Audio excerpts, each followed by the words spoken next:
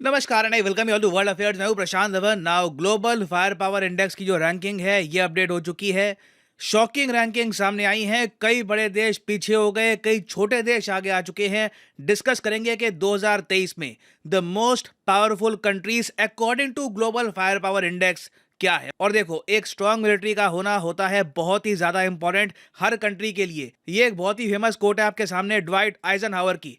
ये world war to में supreme leader थे सारी अलाइड फोर्सेस के, मतलब के यूएस, फ्रांस, जो भी देश जर्मनी और जापान के अगेंस्ट थे उनके लीडर थे आइजनहावर। बाद में ये यूएसए के फिर प्रेसिडेंट भी बने। इन्होंने ये कहा था कि मिलिट्री पावर की वजह से ही आप एक ऐसी शील्ड बना पाते हो जिसके पीछे आप कंस्ट्रक्शन कर सकते हो, साइंटिफिक प्रोग्रेस कर सकते हो, ओवरऑल सिविलाइजेशन और मैनकाइंड को आगे बढ़ा सकते हो। और मिलिट्री पावर के मामले में किस देश की क्या रैंकिंग है, चलिए ये देखते हैं ना। फर्स्ट ऑफ ऑल आप देखोगे कि टॉप 4 में कुछ बदलाव हुआ नहीं है। लोग एंटिसिपेट कर रहे थे, बहुत से लोग मान के चल रहे थे कि रशिया बहुत ज़्यादा नीचे गिर जाएगा। रशिया हो सकता है कि चाइना या इंडिया की रैंकिंग के आसपास आ जाए, क्योंकि रशिया ने बहुत स्ट्रगल किया यूक्रेन वॉर में। अभी भी आप अगर इस लिस्ट में यूक्रेन की रैंकिंग देखो ना, तो आपको यूक्रेन मिलेगा 15 स्पॉट पे। इंटरेस्टिंगली पिछले साल यूक्रेन की रैंकिंग थी 22nd, तो 22nd से यूक्रेन की जंप हुई है 15 रैंक पर। और रशिया एक 15 रैंक की कंट्री को भी अभी तक मिलिटरीली पराजित नहीं कर पाया है। हालांकि मुझे याद करना पड़ेगा कि यूक्रेन को सपोर्ट है बहुत सारी कंट्रीज का और बहुत सारी फाइनेंसिंग मिल रही है। तो ये सारी बातें देख के ना इन्होंने रशिया का स्थान रखा है सेकंड पर। चाइना अभी भी ओवरटेक नहीं कर पाया रशियन फेडरेशन को इस लिस्ट में। इंडिया का देखिए स्थान अभी भी चाइना के पीछे है। और यहाँ पे अभी देखिए कुछ रेडिकल चेंज हम एक्सपेक्ट कर नहीं रहे थे। जब तक इंडिया अपना डिफेंस बजट $100 बिलियन के आसपास नहीं ले जाता, तब तक कुछ ज्यादा चेंज एक्सपेक्ट मत करिएगा इंडिया की पोजीशन में। इंडिया मोस्ट प्रोबेबली आने वाले लंबे समय तक रैंक 4 पे ही आपको मिलेगा। मगर इंडिया के नीचे आप देखिए मेजर चेंजेस हुए हैं। यूनाइटेड किंगडम फॉर एग्जांपल अब आ चुका है रैंक 5 पर। पिछले साल अगर मैं आपको बताऊं तो यूके की रैंक थी 8th, अब 8 से ये जंप कर चुके हैं 5th पर। ऐसा क्या रीजन है, ऐसा क्या हो गया यूके में? देखिए एक ही रीजन है, यूके की बड़ी घोषणा कि ये लोग अपना जो डिफेंस बजट है ये 100 बिलियन पाउंड, डॉलर नहीं, 100 बिलियन पाउंड कर देंगे 2030 तक। मतलब कि अभी जो इनका डिफेंस बजट है ये 48 बिलियन पाउंड है, इसको ये डबल करने वाले हैं 100 बिलियन पे। उसके अलावा यूके ने अपने डिफेंस एग्रीमेंट्स जापान के साथ, यूक्रेन के साथ और जरा स्ट्रॉन्ग कर दिए हैं। और यूके के प्लान्स ये भी हैं कि ये बहुत सारे एयरक्राफ्ट कैरियर भी बिल्ड करेंगे इन द नियर फ्यूचर। और मैं यहाँ पर ये ऐड कर दूं कि अगर यूके बहुत सारे aircraft carrier, at least 2 aircraft carrier build कर लेता है और अपना डिफेंस बजट इसी स्पीड से बढ़ाता रहता है, और इंडिया का डिफेंस बजट उतना ही रहता है 70-80 बिलियन के आसपास, कोई बड़ी बात नहीं है कि इंडिया और यूके के बीच में जो गैप आपको दिख रहा है ये बहुत कम हो जाए। हालांकि यूके ओवरटेक तो नहीं कर पाएगा क्योंकि पॉपुलेशन का इशू है। इस पूरे इंडेक्स में ना देखिए, पॉपुलेशन को दी जाती है बहुत ही ज़्यादा इंपॉर्टेंस कि एक देश की आबादी कितनी है, कितने लोग वहाँ पर एनलिस्ट कर सकते हैं मिलिट्री के लिए। तो यूके वैसे ओवरटेक नहीं कर पाएगा, मगर इंडिया की रैंकिंग के बहुत करीब आ जाएगा। जो ओवरऑल स्कोर है इंडिया और यूके का ये बहुत ज़्यादा करीब आ सकता है। फिर रैंक 6 पे कोई बदलाव नहीं है, आपको मिलेगा साउथ कोरिया और फिर पाकिस्तान। ये है सबसे बड़ा शौक। एक्चुअली मैं ट्विटर पे देख रहा था, कई लोग जो इस इंडेक्स को फॉलो करते हैं ये काफ़ी शौक थे पाकिस्तान की रैंक देखकर कि पाकिस्तान पहली बात तो पिछले साल रैंक 9th पे था। रैंक 9th पर ही देखकर पाकिस्तान को कई लोग काफ़ी शौक थे। मगर हाल ही में जो डेवलपमेंट्स हुई हैं उससे अब पाकिस्तान रैंक 7 पे आ चुका है। अब आप कहोगे मगर कैसे पाकिस्तान रैंक 7 का मतलब यह है कि ये इंडेक्स कह रहा है कि पाकिस्तान फ्रांस से ज़रा स्ट्रांग है, पाकिस्तान जापान से ज़रा स्ट्रांग है, टर्की से, ब्राज़ील से। How is this possible?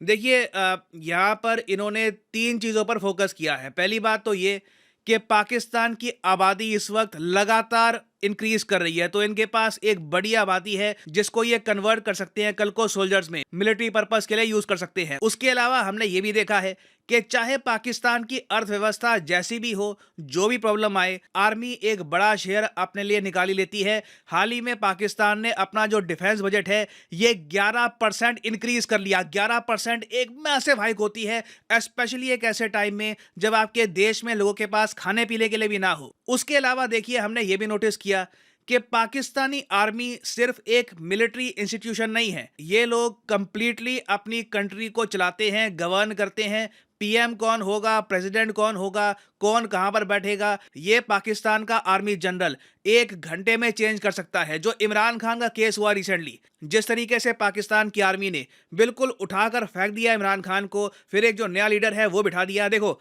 कहने को सब कुछ पार्लियामेंट के हिसाब से हुआ है, सीट्स बदली हैं वगैरह, मगर पाकिस्तानी आर्मी की डोमिनेंस सबके सामने थी। तो एक ऐसा इंस्टीट्यूशन जो पाकिस्तान की पूरी गवर्नमेंट को कंट्रोल करता है, तो मतलब कि पाकिस्तान का जो बजट है ओवरऑल, उसका एक बड़ा चंक चाहे तो पाकिस्तानी आर्मी और निकाल सकती है। अगले साल ये लोग चाहे तो पाकिस्तान का डिफेंस बजट 20% और कर सकते हैं इंक्रीज, इनको कोई नहीं रोकने वाला। तो जो अथा पावर है पाकिस्तानी मिलिट्री की, स्पेशली पाकिस्तान की आर्मी की अपने देश में, अनकंट्रोलेबल पावर, उसी की वजह से पाकिस्तान को एक बड़ा बम्प मिला है और पाकिस्तान आ चुका है रैंक 7 पर। हाँ, यहाँ पे आप एक ये भी क्वेश्चन रेज कर सकते हैं कि क्या यूएसए का जो अब मिलिट्री सपोर्ट फिर से ओपन हो चुका है पाकिस्तान के लिए, तो क्या इससे भी पाकिस्तान को हेल्प मिली है? थोड़ी बहुत मिली होगी, मगर अगेन देखो, पाकिस्तान को कुछ नया मिलिट्री हार्डवेयर अभी तक तो मिला नहीं है। ठीक है, अभी तक तो मिला नहीं है। मान लीजिए कल को नया मिलिट्री हार्डवेयर इनको मिलता है तो डेफिनेटली पाकिस्तान की जो रैंक है ये और बढ़ सकती है। Pakistan could overtake south Korea in the near future, ये बिल्कुल हो सकता है। नाउ अब आप पूछोगे मगर जापान गिर कैसे गया, जापान की रैंकिंग नीचे कैसे हो गई, इवन दो जापान ने अनाउंस किया है कि ये अपना डिफेंस बजट बहुत ज़्यादा बढ़ा देंगे। देखिए, जापान की प्रॉब्लम बहुत ही बेसिक है। जैसे मैंने आपको बताया था, इस पूरे इंडेक्स में ना आबादी को बहुत ही ज़्यादा इंपॉर्टेंस दी जाती है। यूक्रेन का केस आप अगर ले लो, 4 करोड़ की आबादी का देश है। 4 करोड़ आबादी कम नहीं होती, बहुत सारे लोग होते हैं 4 करोड़। और यूक्रेन की आबादी ने बड़ा रोल प्ले किया है उस कंट्री के डिफेंस में। तो जापान का केस ये है कि इनकी आबादी लगातार कम होती जा रही है। 12 करोड़ के आसपास की आबादी है, लगातार हर साल इनकी आबादी डिप हो रही है और पॉसिबिलिटी है कि 2030-40 के आसपास इनकी आबादी 10 करोड़ या 11 करोड़ के आसपास पहुंच जाए। It is very much possible. और देखो, प्रॉब्लम सिर्फ ये नहीं है कि इनकी आबादी कम है, इन्होंने जो पॉपुलेशन डेवलप कर ली है ना, उनका कोई इंटरेस्ट नहीं है मिलिट्री में एनलिस्ट करने को। यहाँ पर आप देख पाओगे जापान मिसाइल्स तो डेवलप कर रहा है, मगर मिसाइल सब्स्टिट्यूट नहीं होते मैन पावर के। अंत में आपको सोल्जर्स चाहिए, आपको देशभक्त चाहिए, आपको ऐसे नौजवान चाहिए जो बिल्कुल आर्मी में एनलिस्ट करना चाहते हैं, देश के प्रति उनके मन में जज्बा है। यहाँ पर देखिए, जो आबादी है ये एनीमे देखना चाहती है, ये गाने सुनना चाहती है, ये लोग टेक्नोलॉजिकली एडवांस करना चाहते हैं। मिलिट्री आप कह लो एक बहुत ही ज़्यादा अट्रैक्टिव ऑप्शन है नहीं जापान की सोसाइटी में। हो सकता है मे बी कल को देश पे आपदा आ गई, यूएसए ने कह दिया कि हम आपकी रक्षा नहीं कर पाएंगे, जापान को समझ में आ गया कि यूएसए के न्यूक्लियर वेपन्स अब जापान की रक्षा नहीं करेंगे, तब हो सकता है कि इनके नौजवान खुद उठकर मातृभूमि की रक्षा करने के लिए आए। मगर अभी के लिए जापान की रैंकिंग बिल्कुल हर साल नीचे गिरती जा रही है। और फ्रांस का केस देखिए, फ्रांस में क्या है कि सेंट्रल गवर्नमेंट बहुत सी प्रॉब्लम फेस कर रही है, बहुत से प्रोटेस्ट हो रहे हैं, इनका मिलिट्री बजट उस स्पीड से इंक्रीज हो नहीं रहा। उसके अलावा हाल ही में फ्रांस ने अफ्रीका से रिट्रीट कर लिया, अफ्रीका से अपनी बहुत सारी मिलिट्री वापस बुला ली। तो फ्रांस का जो इम्पैक्ट था अफ्रीका में, अब ये बहुत कम हो चुका है। ये अब इंडो पैसिफिक पे ज़रा फोकस कर रहे हैं। अगेन देखो, अगर कल को फ्रांस इंडो पैसिफिक में कोई बड़ा मूव चलता है, बड़ी डिप्लॉयमेंट करता है, तब वापस हो सकता है कि फ्रांस आपको रैंक 8 पर मिले, मगर for the time being France 9th और 10th के आसपास रहेगा। फिर अगर हम इंडिया के आसपास के जो देश हैं उनकी बात करें, तो बांग्लादेश की रैंक मैं आपको बताऊं तो बहुत पीछे है। बांग्लादेश की रैंक म्यांमार से भी पीछे है। आपको बांग्लादेश की रैंक मिलेगी 40th। Bangladesh by the way हमेशा कोशिश करता है कि मिलिटरीली ये म्यांमार से आगे रहे। फिर नेपाल की अगर मैं बात करूं तो नेपाल को यहां पर रैंक किया गया है 129th। जी हाँ, बहुत ज़्यादा पीछे रैंक किया है नेपाल को।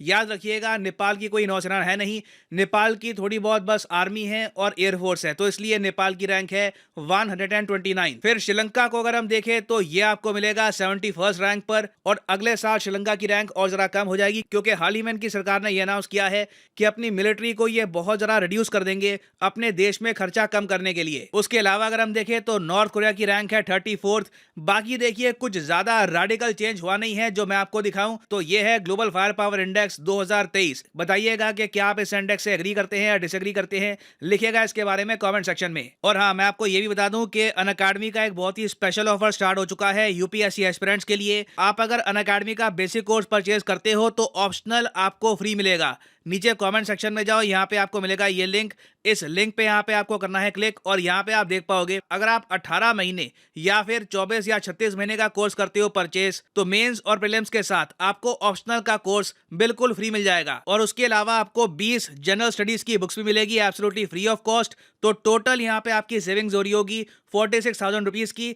ये ऑफर सिर्फ एक हफ्ते तक चलेगा और इस ऑफर को अवेल करने के लिए यहाँ पे जो प्रोमो कोड का सेक्शन है, यहाँ पे आपको डालना है PD10 और प्राइसेस अपने आप यहाँ पर गिरना स्टार्ट हो जाएंगे। एक तो मैसेज यहाँ पे आपको डिस्काउंट मिलेगा, उसके अलावा आपको ऑप्शनल का सब्जेक्ट और जो बुक्स हैं ये भी मिलेगी free of cost. So use the code PD10 and save money. So इसी नोट के साथ ये है वीडियो कांत। Thank you for listening and as always God bless you all.